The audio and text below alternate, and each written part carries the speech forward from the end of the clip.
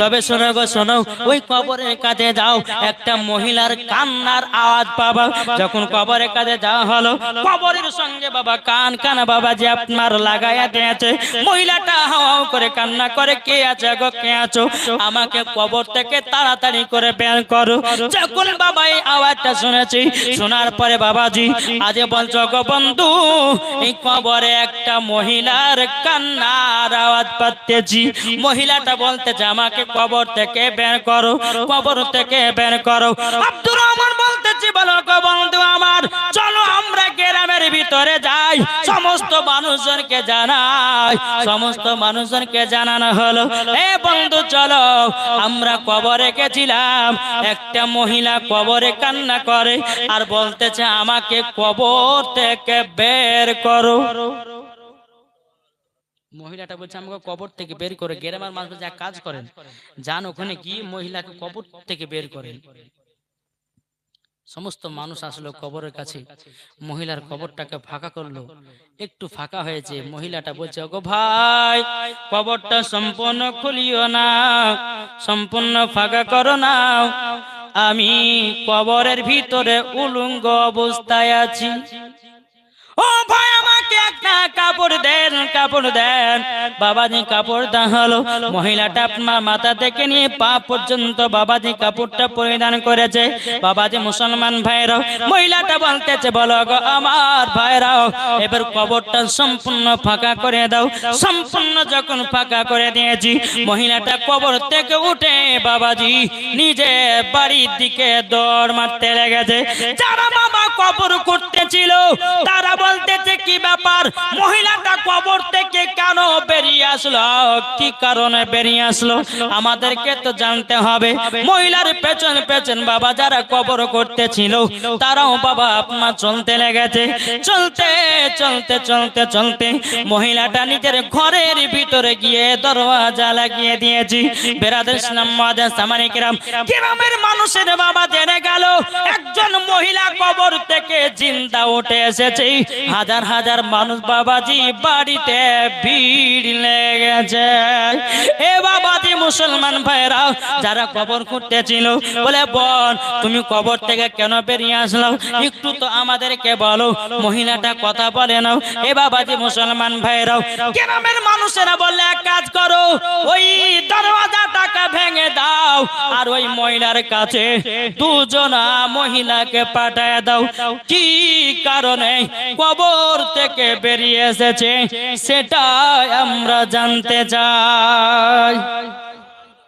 বাবাজি যখন দরওয়াজাটাকে ভেঙে ফেলা হলো, মহিলাটা এইরকম চেয়ারের ভিতরে বসে আছে, পেছনে দরওয়াজা ভেঙে দিয়ে বাবা টুকটুক টুকটুক করে মহিলার কাছে দুজন মহিলা এসে মাথাতে হাত দিয়েছে। যেমন মাথাটা বাবাজি ঘোরাতে যাবে কি মাথার কাপড়টা বাবাজি নেমে গেছে। যখনই মাথার কাপড়টা নেমে যাবা আল্লাহ, তার বাবা মাথাতে দেখতেছি একটাও চুল নাই, সব মগজ দেখা যায়। কি দেখা যায়? মগজ দেখা যায়, মগজ দেখা যায়। মহিলাটাকে দেখে দে বলছে বোন বোন, কবরের আযাব ভয়ানক কঠিন আযাব। ও গো বোনেরাও, আমার মাথার মগজ কেন দেখা যাচ্ছে বলো? আমি যখন দুনিয়াতে বেঁচে ছিলাম আমার মাথার চুলগুলোকে পর পুরুষকে দেখাতাম, আমি মাথার চুলগুলোকে ঢাকতাম না। তারই জন্য আল্লাহ পাক আল্লাহ তাআলা আমার মাথার চুলগুলোকে জাহান্নামের আগুনে পুড়ায় দিয়েছি, মাথার মগজ বেরিয়ে গেছে। যখন বাবা যে মুসলমান ভাইরা এ কথা বলো, কথা বলতে বলতে মুখ থেকে যখন পর্দাটা সরে গেল রে বাবা, পর্দাটা যখন বাবা সরে যাওয়া, বেরাদুল ইসলাম মাদার সাবানিকিরা মুখের বাবা দুটো ঠোঁট নাই, ভিতরকার বাবাজি আপনার কেন হাড্ডি মাংস গুলো দেখা যায়। এবং তোমার ঠোঁট গালো গালো কোথায়? বাবাজি মহিলাটা বলছো গো বোনেরও, আমি যখন দুনিয়াতে বেঁচে ছিলাম আমি ঠোঁটে লিপস্টিক ব্যবহার করতাম, তারই জন্য আল্লাহ পাক আল্লাহ তাআলার ফেরেশতারা আমার ঠোঁট কেটে জাহান্নামের আগুনে পুড়ায়া দিয়েছে।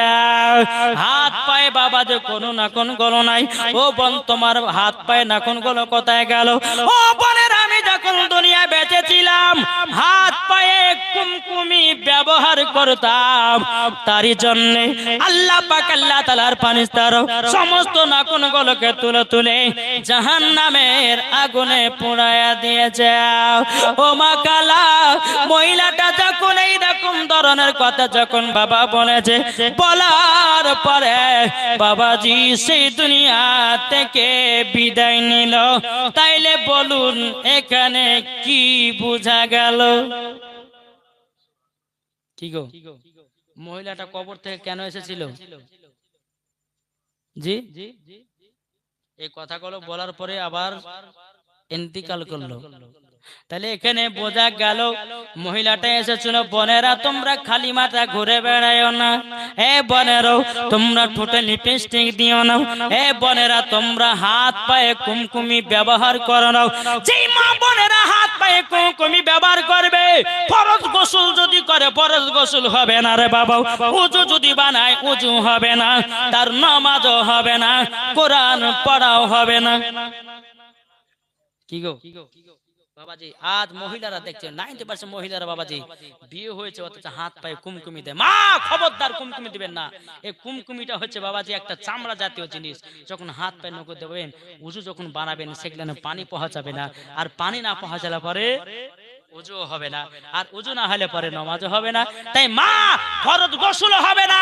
স্বামী স্ত্রীর মধ্যে যেটা সহবাস হয়, ফরজ গোসল যেটা করে, হাত পায়ে যদি কুমকুমি থাকে তার ফরজ গোসল আদায় হবে না। খবরদার হাত পায়ে কুমকুমি কেউ ব্যবহার করবেন না। ঠোঁটে লিপস্টিক দিবেন না, কপালে টিকলিও দিবেন না।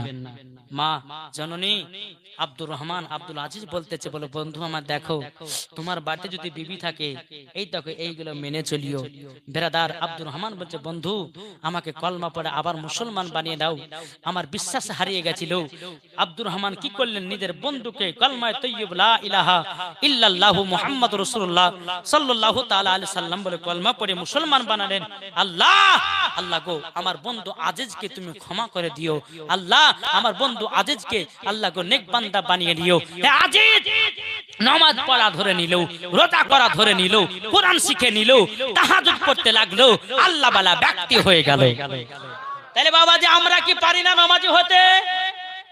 এই বলতে হাত তুলে বলেন, আমরা কি নামাজি হতে পারি না? আমরা কি রমজান মাসে রোজা করতে পারি না? আমরা কি বিবিদেরকে ভালোবাসতে পারি না? অবশ্যই পারি, কিন্তু বাবাজি আমরা করি না। হ্যাঁ বাবাজি খবরদার, আমি যে কথাগুলো বললাম বাবাজি একটা কোনো দালালি কথা না, সব দলিলি কথা। জি মজা সামানিকরাম, ও মা খালা আপনাদেরকে বলতেছে, মা রাতের বেলায় মা জননী খাতুন জান্নাতের মতো নারী হন, মরার পর জান্নাতি হবেন। আর যদি সিরিয়াল বালি যদি হন তো মরার পর জাহান্নামে যেতে হবে। কি গো, এদিকের মহিলারা সিরিয়াল দেখে না বাবা, আমাদের ভগবান গলার কথা বলছি, মুর্শিদাবাদের কথা বলছি বাবা, ওই দিকে বাবা খুবই সিরিয়াল দেখে। হ্যাঁ স্বামী যদি বলে বিবি এক গ্লাস পানি দাও, বুড়া কোদিকের পানি টিপে খাও, বলে কি বলে না? জি তো বাবাজি মুসলমান সোনামানিক মায়েদেরকে বলবো, মা স্বামী স্ত্রীর মধ্যে ভালোবাসা রাখবেন। আপনাদেরকে বলবো আপনারা বিবিদেরকে ভালোবাসবেন, কেননা মহিলারা হচ্ছে স্বামীর ভালোবাসা পাওয়ার জন্য পাগলাও করে, পাগলাম করে না। কোন স্ত্রী কোন স্বামীকে, কোন স্ত্রী স্বামীর ভাগ কোন মহিলাকে দিতে পারে?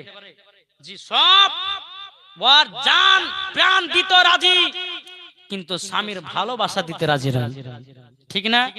জি তবে বাবাজি মুসলমান আসুন, আল্লাহ পাক আল্লাহ তাআলা যেন আমাদের সকলকে সঠিক রাস্তা চলা তৌফিক দান করে, জোরে বলো আল্লাহুম্মা আমিন।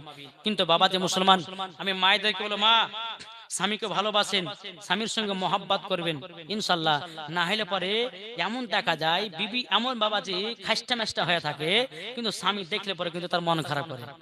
তখন কি হয়, ছেলেটার স্বামীটার কি হয়, অন্য মহিলার প্রতি হয় কয় না কেন? আর বিবি কিন্তু ঝিলঢিমিল লিখা থাকে, বিবি সাজগুজ করে না। বাবাজি ও মা খালা, যে নবী আমার গারে হিরাত আল্লাহর ইবাদত করতে যেতেন, মা খাদিজা রাদিয়াল্লাহু তাআলা আনহা তিনি সেজে কুজে বসে থাকতেন, আমার নবী মুস্তাফা এসে কপালে একটা চুমা দিতেন, সারা দিন মারনের কষ্ট নবী আমার ভুলে যেতেন। জি আর আজকালকার আমার মা বোনেরা স্বামীর জন্য সাজে না। আমার নবী মুস্তাফা বলছে, কোন মহিলা যদি স্বামীর জন্য সাজতে সাজতে 1 ঘন্টা পার করে, ওই 1 ঘন্টা টাইমটাকে নফল ইবাদতে নেকি দাও হবে।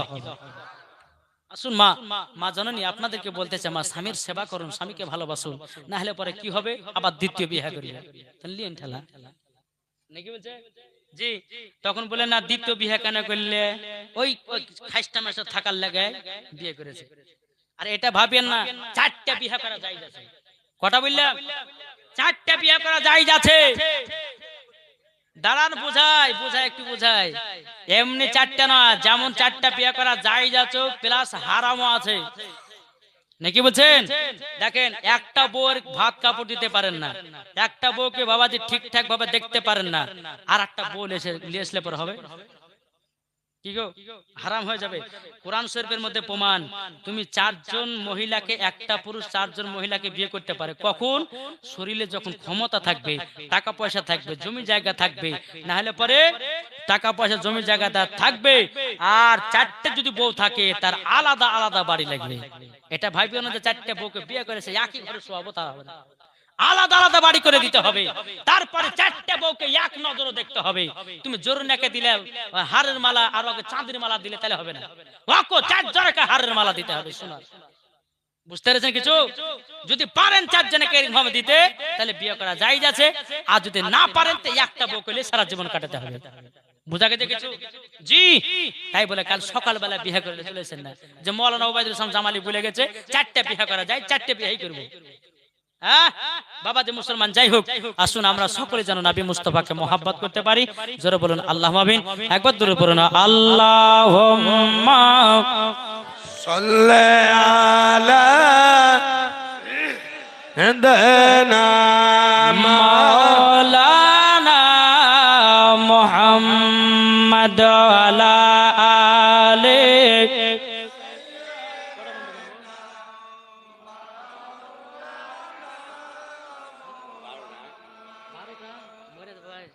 সাল্লাল্লাহু তাআলা আলাইহি ওয়াসাল্লাম।